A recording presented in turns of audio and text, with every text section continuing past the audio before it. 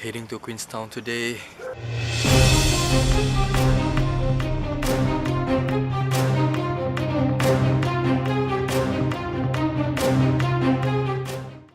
just telling you, I'm from Samoa. Ah, yeah. Yeah. The north, is it? I'm here on holidays. Oh, okay. I came here on holidays for 3 months. That's a long holiday. It's a long holiday. Careful. Oh, I'm sorry. But I'm here on a working holiday, so I'm staying with the family.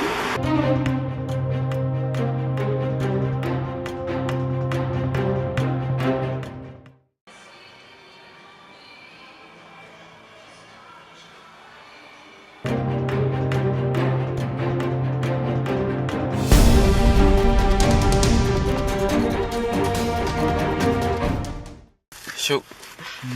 What just happened? Mana? What just happened? We got what's this parking ticket? Apparently we Because? can't park at this area for more than 30 minutes. They take note. So, what should we do now? We got a $12 fine.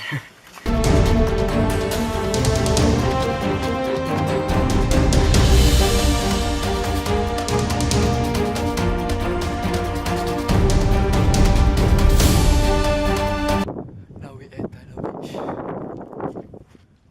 There's a sign, walking track, beach 1 hour distance.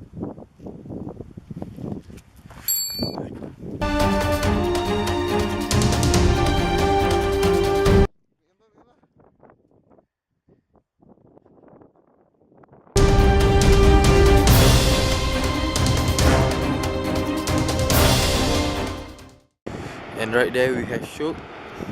Let's zoom in.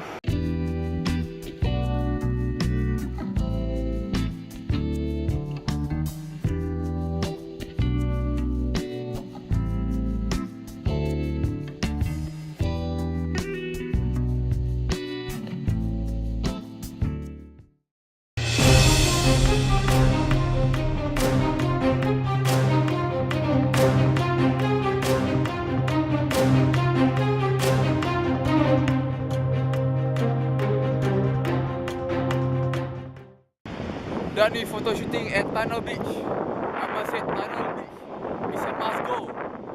Amazing. The scenery. Tell me about it, Shook. Show me how happy are you?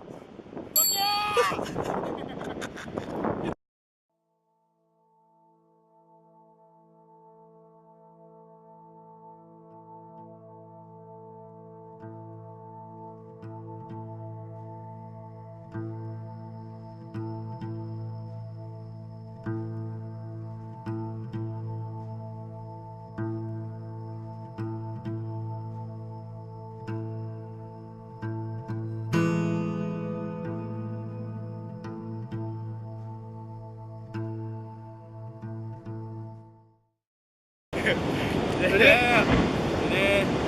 Go!